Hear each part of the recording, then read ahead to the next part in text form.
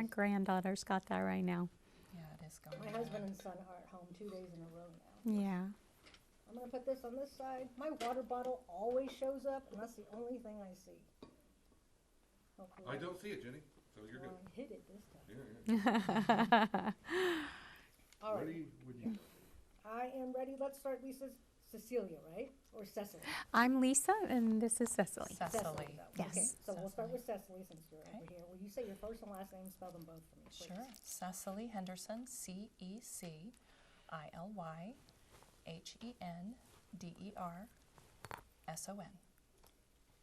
When did your journey with BII begin? When did you get your implants? So back in 2006, I had thyroid cancer, and I'd lost so much weight, I ended up with tubular breast syndrome. And my marriage was suffering, my self-esteem was suffering, so I decided to get breast implants. That was kind of the thing. I talked to other ladies. They said, oh yeah, this is great. My marriage is wonderful. And so I figured I want the same thing. So I went ahead and got the surgery. It was a pretty difficult recovery. And about 6 months in is when I started having all my symptoms. That's soon. Yeah. So all this in 2006. Surgery, 2006. symptoms. Yep. What happened? What kind of symptoms? So I was experiencing like brain fog, muscle fatigue. My eyes were really dry. I couldn't really function very well. I was too tired all the time. And I'm like, something's wrong. Am I, what, am I getting older, right? And I'm not this, I wasn't really too old, but I felt old. And that was when I noticed something's wrong. I needed to go to the doctor. How long did those symptoms live with you before you got help and you were able to identify where it came from? Oh, goodness. So I spent 14 years with symptoms. I went to the doctor and they told me nothing's wrong. They took all the tests. Nothing's wrong with you. Told my family it's all in your head. You're a hypochondriac. And, not having that support was really hard. I felt alone. So I decided to go back to school because I wanted to, maybe use functional medicine or something because nobody was listening. And back in 2014 is when everything just dropped in my life. I was collapsing one day and my husband wasn't home. He was an Air Force pilot, so he was gone all the time. And I couldn't walk. I'm like, something's wrong. And the next day my husband got home. He's like, I am rushing you to the ER. We are going to find out what's going on because you can't walk. They were going to release me from the hospital. They didn't know. They looked at me over. They said, there's nothing wrong with you. How frustrating is that? Because it's not once or twice or even like a few months. It's years of no one listening to you. How was that? I was very lonely. You feel crazy sometimes. Why am I feeling this way? Everybody's telling me I'm normal. All the test results are normal. And I ended up paralyzed for 7 years from this because I had a silent rupture. When you say you were paralyzed, just your legs, your arm, what part of your body? So the left side of my body was completely paralyzed. And the doctors had to put me on special IV medication. I would go into the hospital every 2 months and receive an 8-hour treatment so my body wouldn't shut down and become... I'm sorry to interrupt, but when did they finally realize that it was breast implant illness? So no doctor realized it for me. I had to realize it for myself. After you went to school and educated yourself? I did. I remember sitting there in my bedroom just, I'm a woman of faith. And I was sitting there just contemplating, saying, you know what, this is it. I'm ready to die. I'm done with my life. And I remember hearing this loud thought in my head, your implants are making you sick. At that point, I had no idea where it came from. I hadn't, through my whole education, I hadn't even heard of such a thing. And so I decided to pursue it. Went to my doctor, and I'm like, could you please, I think there's something wrong with my implants. Could you take some tests for me? My doctor thankfully was supportive. She said, well, let's do a CT scan. Let's do some blood work, a mammogram. Test came back. All normal. Nothing wrong. I felt crazy again. What? And so I decided, you know what, I'm just going to find a surgeon that will listen to me and get these things out. And I talked it over with the surgeon. She was wonderful. She's like, let's come up with a plan. Let's do a biopsy. Let's take your capsules out. Let's make sure that we are very thorough if you think something is wrong. But how did you whittle down from years of not knowing what was wrong with you to, it's my implants? I didn't know until after the surgery. Okay, because it couldn't have just been that voice. That voice, maybe it's this. But then definitively you knew when you took them out. And what year was that? So that was 2019. 2020 is when the surgery happened. It was my realization was about 2019 that something might have been wrong. But July of 2020 was my explant surgery. It's called explant surgery. And it's very important to have the proper type of surgery because, you know, there are something called a capsulectomy, total capsulectomy en bloc. There's different types, and you have to be very careful what you do because you could leave pieces of capsule in. You could if you have a silicone rupture, you know, you have to take care of it properly or the body, it could spread and you can become toxic. So let's go back to 2020 in July. You had your explant surgery. How did you feel afterwards? Was it 180 or? Well, the surgery became an emergency procedure. It was 6 hours. Why? Because of the rupture. I had pieces of silicone that were inside the pocket, and then I had an infection on the other side. It was black. My capsule was black. Is that mold? Bacteria, mold. I have the biopsy, thankfully. And I think about, I was feeling pretty bad after the surgery because it was so intensive. But after a month, I was like, okay, starting to feel a little better. And as the months went by, I'm like, okay, I'm doing better. My skin was clearer. My eyesight was better. My brain fog started diminishing. But I was still not all the way better. I'm like, there is still something wrong. And that's when I put my functional medicine into place. Let's go back. You started to feel better. When did the doctor say, oh, it's from your moldy implants, and that's why you got sick? So technically, did you have mold poisoning? Like, what's the term here? So silicone poisoning is the terminology, which can come from a silent rupture or a silicone rupture. Capsules can contain all sorts of bacteria. I had mine was in my body for 14 years. It caused an illness called spondylitis. And now my bones are very brittle. And it was from this bacterial infection that I had had for that long of time. What did the surgeon say when he or she removed your implant? Oh, she was a believer. She had been, placing breast implants for a long time. And she said, Cecily, you have made me a believer. She's like, I'm going to help women. Thank you. Believer, B-I-I. Yes. Yeah. But she wasn't even aware. Right. She wasn't. She had not heard of it. She said it's a very, very rare that she's ever seen this. But going through what she did with me, yeah, she's a believer. So you weren't 100% Are you 100% now? I am 100% now. Thank goodness. Yeah. Okay.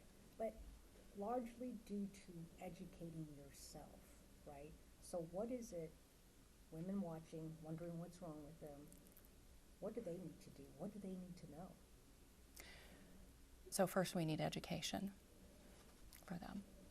And I decided to put my efforts into creating educational courses on breast implants, and they're free courses for women so they can understand everything, what the implant is made of, the risks, the potential illnesses and cancers that can come along with that. I'm not here to tell women, okay, you shouldn't get breast implants, right? I want them to be informed, make their own decisions, and I support that. I just want them to be educated and be able to educate their doctors about it. We have research studies that are in the course that they can show their doctors and their physicians so that they can be on board and support them as well. And so how can they advocate for themselves if they're in that office? What do they need to ask the surgeon? What do they need to look for? So first of all, breast implant illness is not recognized in the medical community. And going to a doctor that understands maybe functional medicine would be the best option. There are doctors out there and surgeons that do recognize breast implant illness. So going online, there's Facebook groups that they can, connect with, because there are doctors now that are speaking out, against all of this terrible things that these women are going through, and they want to help them. So researching online is probably, the Facebook groups is a good start. So educating yourself. If you already have implants and these women find themselves in a position that you did, what is wrong with me? There's not a test that they can go get. So how do these women avoid like what you went through, years of not knowing, years of pain? What should they ask for when they go to a medical professional? Doesn't have to be a doctor, right? How can they help themselves? So there are tests that will show a silent rupture or silicone. They have to get an MRI or a sonogram. CT scan will not show it, mammogram will not show it, but if they do get specific tests through MRI, that can show a silent rupture. Can patients ask for an MRI or a sonogram? They can. They absolutely can. And the concerns, voice their concerns to their doctor. They need to stand up for themselves and advocate for themselves. So yes, absolutely. Okay, so educate yourself, ask for the right tests. And what else? And then functional medicine, nutrition, research on how can I make my body the healthiest I possibly can.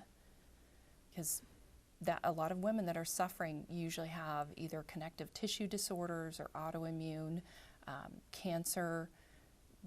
They need to be healthy, especially for the surgery, because, it's a long recovery. When I looked up the symptoms, it was like an entire page. And to my surprise, had nothing to directly do with your surgery, right? I'm like, what? They're so random that no wonder you were confused for so long. Like, what does brain fog have to do with implants? It was just an eye-opener.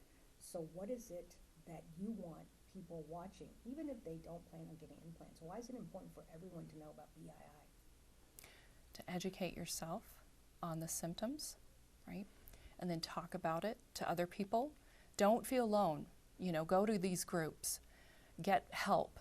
I've met many women on these groups that are desperate for help and reaching out, and being able to talk to them, give them direction, because everybody's individual, right? Not everybody has the same symptoms.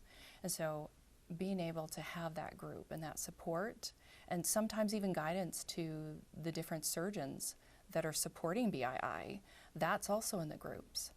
So that's what I would recommend, or, help women the very most, is to reach out to other women who are suffering as well. Heidi mentioned that you two are going to help start a nonprofit with her. Do y'all have a name? Is there anything we can reveal at this point? Yes, I will let Lisa go ahead and Okay, then you can tell me why it's important to start this nonprofit. What is its goal?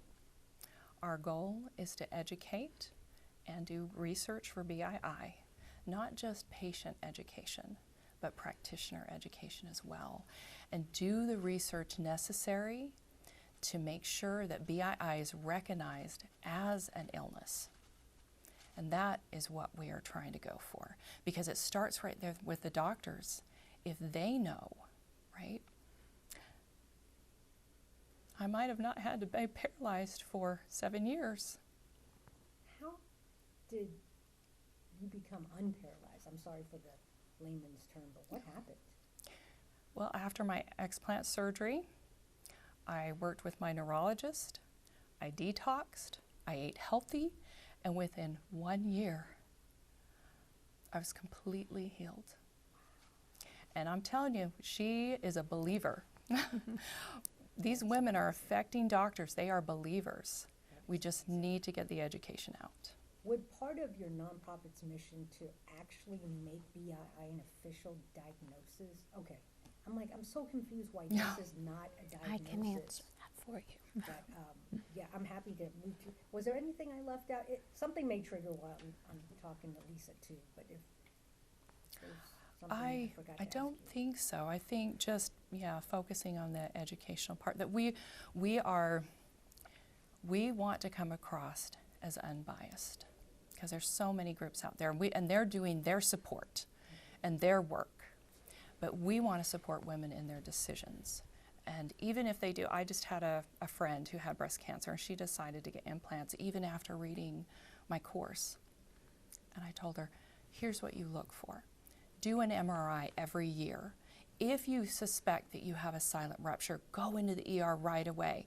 But if there are these guidelines in place and women already know, then they won't have to suffer. And so we want to expand to every woman, to who's making that decision. We want to encompass them as well. Is a silent rupture non-symptomatic? Like you don't know you have one? Yeah. Why is it called silent?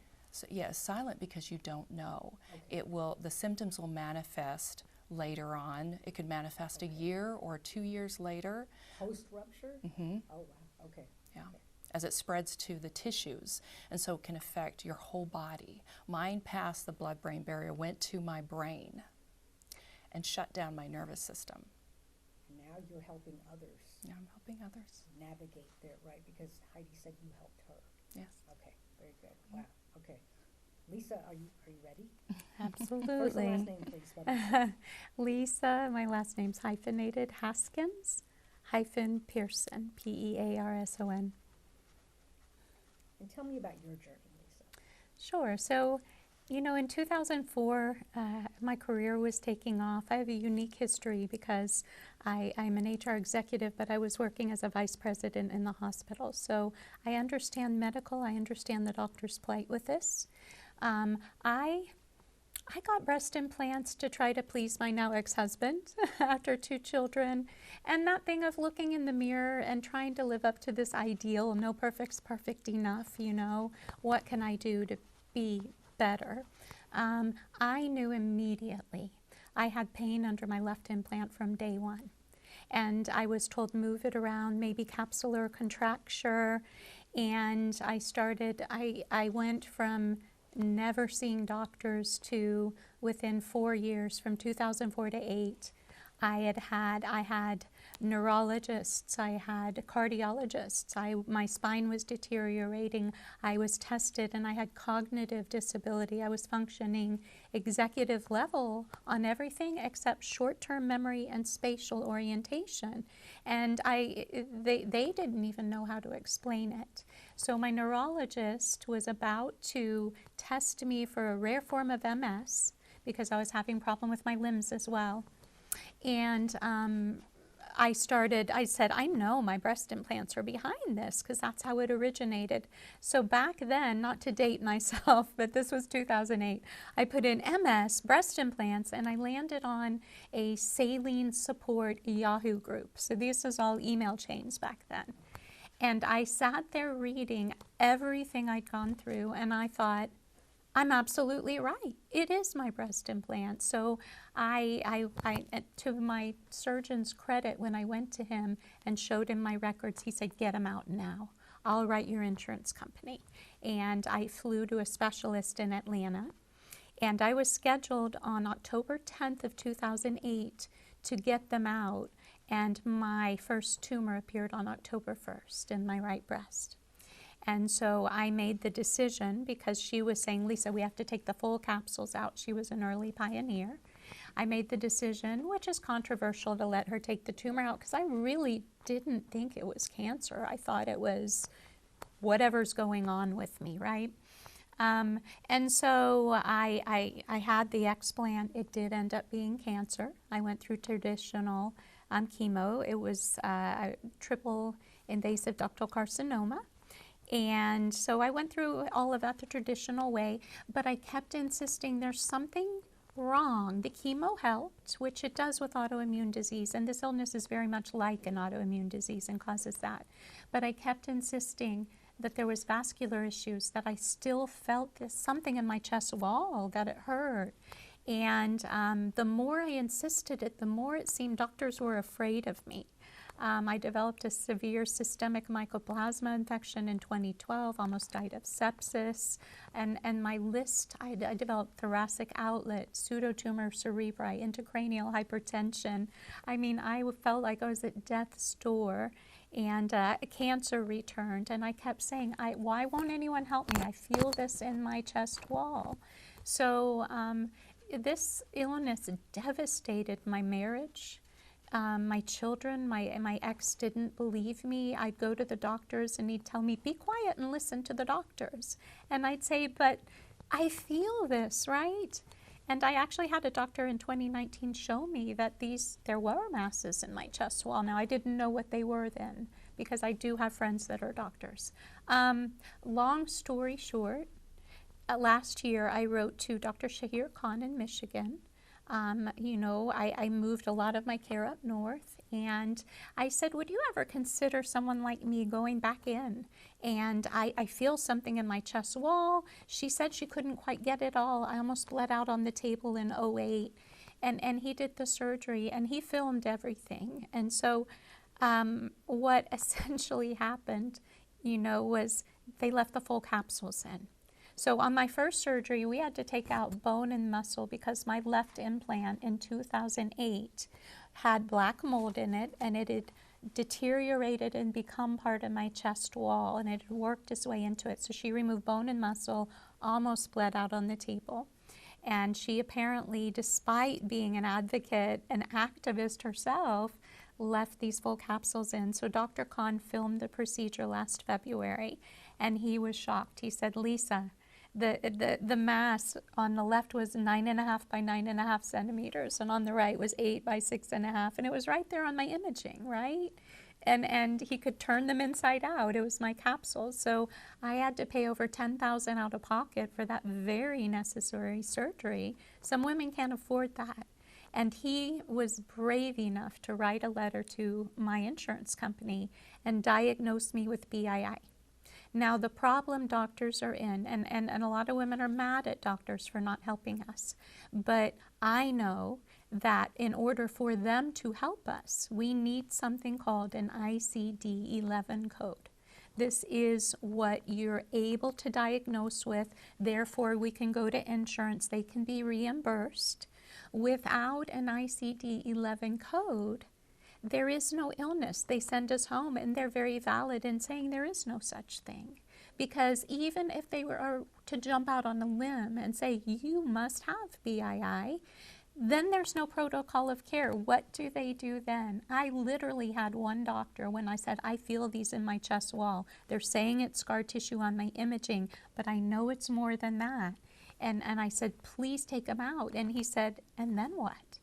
Like, what do I do with you then? There is no standard of care. There is no way to treat us. And so can we go back? Yes, I'm a little definitely. confused. Were you under the impression that your implants weren't going to be removed in 2008? Absolutely, and I Okay. thought they were. And she had even said we couldn't quite get it all.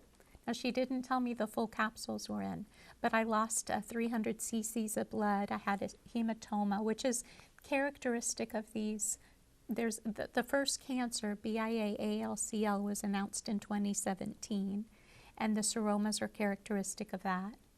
But even more disturbing, last year in September of 22, actually, they announced, FDA announced, that not only do breast implants cause BIA-ALCL, they cause squamous cell carcinoma and all of these other, a plethora of rare cancers in the capsule, which is what is left in my chest wall. So when a breast implant is put in, the body reacts and it creates a biofilm around it. It does the same thing with dental implants, pelvic mesh. They know it's a foreign object. And then the system just starts fighting it. And there's tons of study, a lot of these have happened in the Netherlands, that shows that silicone is not inert in the body. We know, and there is no saline versus silicone. Every single implant has a silicone shell. That's what our body's exposed to 24/7. And it is breaking down and it's lodging in microscopic amounts in our tissues, our organs, our lymph nodes, our nerves, our blood vessels. And they're doing studies where they're extracting and seeing we have silicone embedded in our body, and that's having a devastating effect. There's also a test. They can test for silicone antibodies. So there are some people cutting edge, often in other countries, that have tests available. And they are saying it's something BII, breast implant illness, or there's a term that Dr. Khan, who removed this from my chest wall last year, calls it Asia, which is an autoimmune inflammatory response to any foreign object or adjuvant in the body. So it's more encompassing things like pelvic mesh and hip implants that have the same type of effect. But so it is known. Other countries call this siliconosis. It is known that this is slowly and silently poisoning us. And there are tests that can be done, but until we get an ICD-11 code, literally the doctor's hands are tied. They have no way to help us. And the true heroes in this story, I have so many doctors that have stepped up and fought for me. Despite that, Dr. Khan told my insurance company she has BII. And I did get some reimbursement for that. But they put themselves out on a limb to do this. So ultimately, what we are hoping to do is pave the way for doctors to be able to help us without ramifications. They can't diagnose us with something that doesn't exist, or they can get into trouble. And until we have an ICD-11 code with the validity, whether we call it Asia or BII, then there's no protocol of care. There's no way to start testing how do we get better. So I'm living proof these capsules can't stay in the body. And the situation is complicated because, you know, putting in a breast implant is a quick 30-minute procedure. Taking them out right, once they've done what they've done in their body, removing capsules that are so close to the lung, often stuck to our bodies, most doctors aren't going to touch that. These are the only people they'll allow to help us with this, our plastic surgeon, and they aren't trained in the neurovascular things they need to know to really do this right. And so there's many women like me. Since I wrote to Dr. Khan and asked him, would you please go in, and he found this, he, probably half his clients now are residual capsulectomies. So that is part of the reason that some women get them out and some feel better. The sooner we catch this, the more likely they're going to rebound completely. The more the silicone migrates and lodges, the harder it is to actually really heal. But also there's a lot of women that think that they have explanted and they still have capsules in their body. And How is that possible? it is because there are no protocols, there are no standards. I mean, even with the FDA announcing all of these cancers in 22 in September, they still are not, plastic surgeons are not required. It's suggested they hand women the literature of what could happen to them. But there's no oversight. They aren't required to. We have women that are already immunosuppressed with cancer, going in, getting these put in their body, and often their cancer, if it comes back, it's metastasized whatever they had first. You know, they aren't being told you could get not only BIA, ALCL, you could get all of these rare cancers, and they're in the capsules that were left in my body. And so Dr.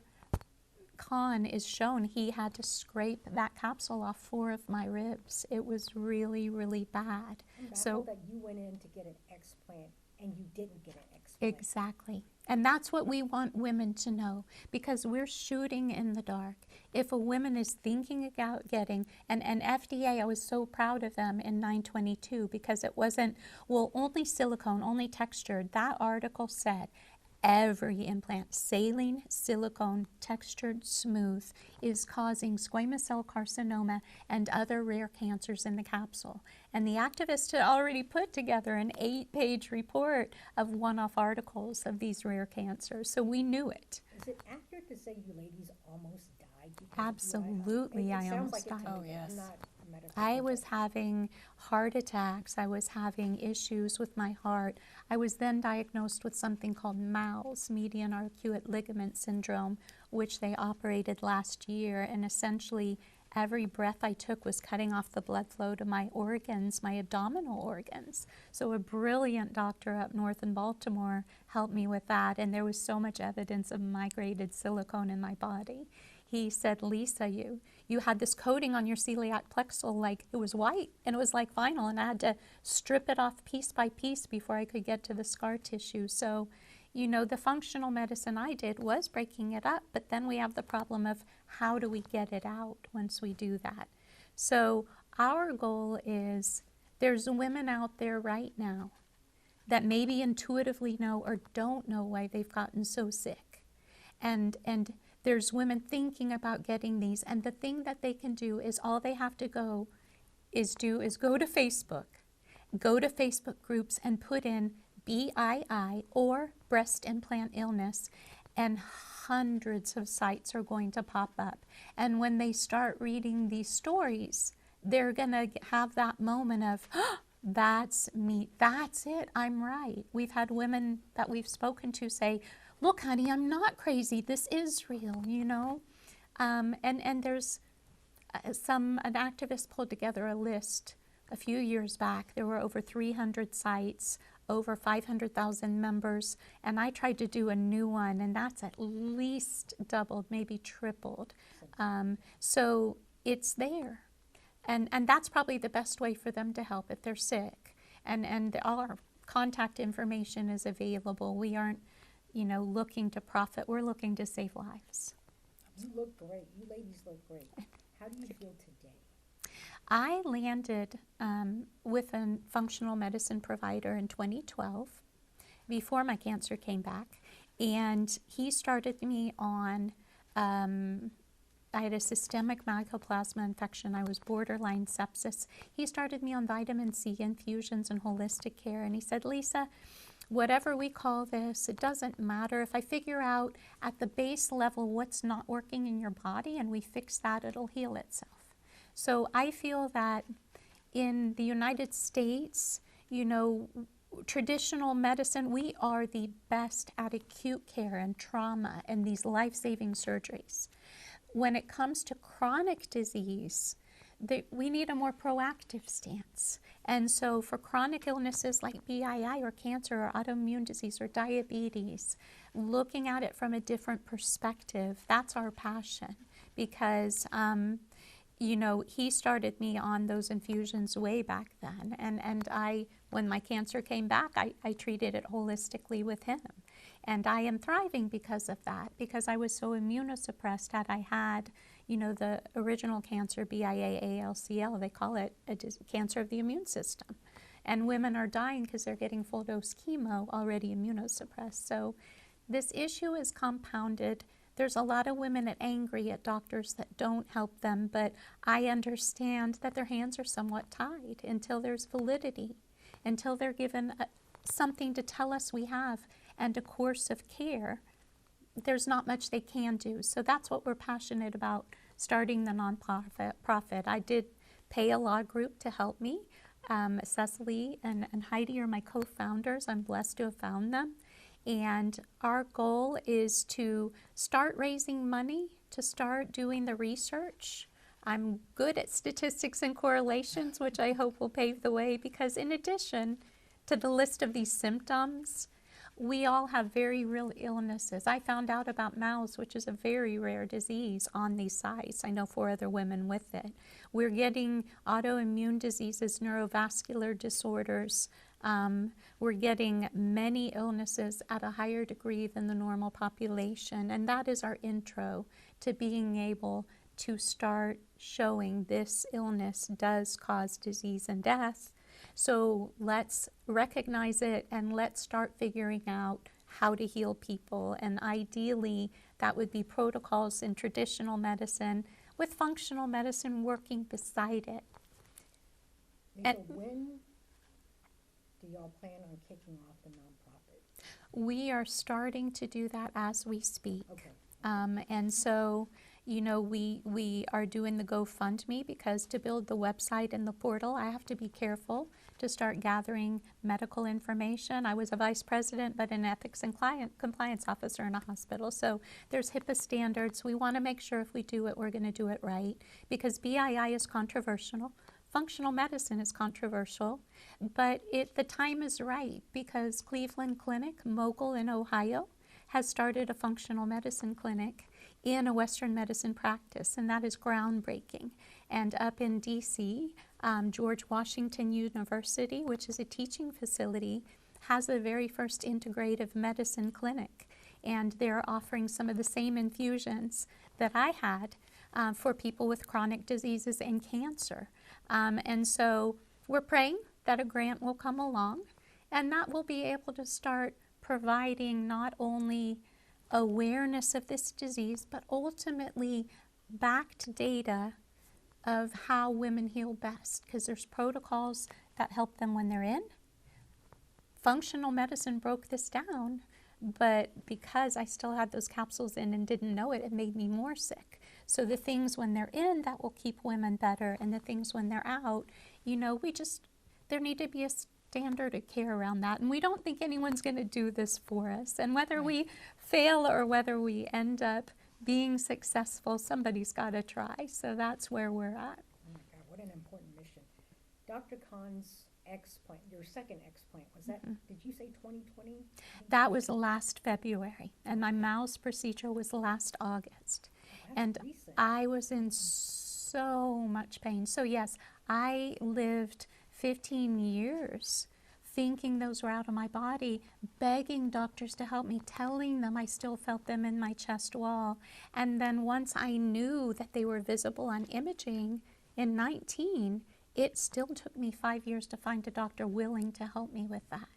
So these doctors that are standing up and acknowledging us and developing protocols for us, they're the heroes in this story.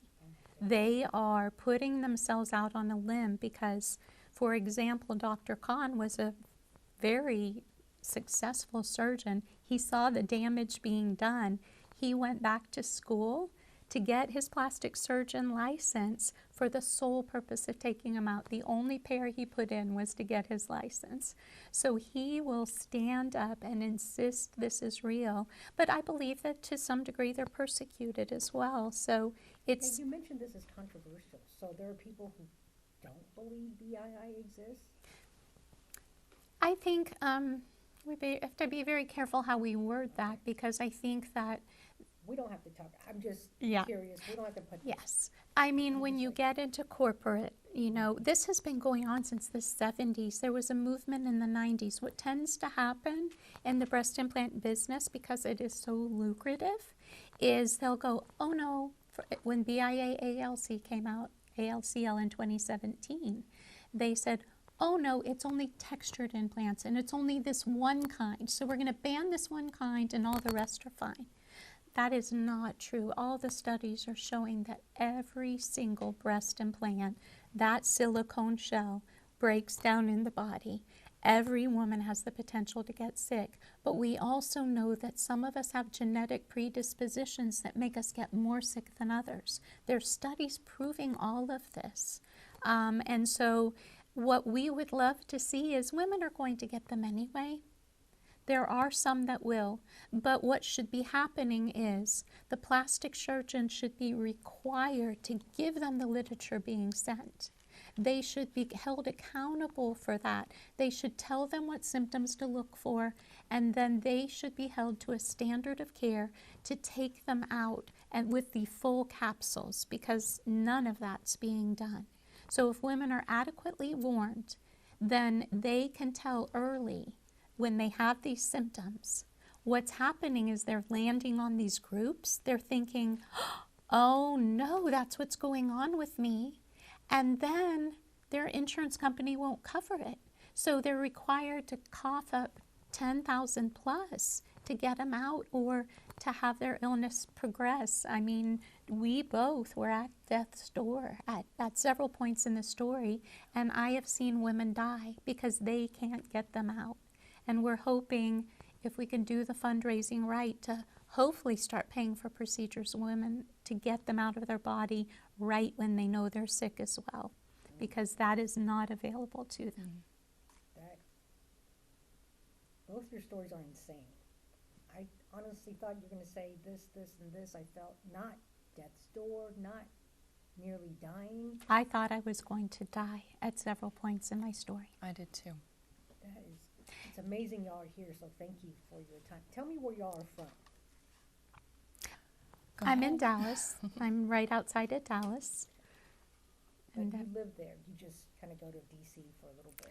yes, in my there. boyfriend on our third date got a promotion. I'm like, of course you're Okay. going to get it. So it's not like you're half.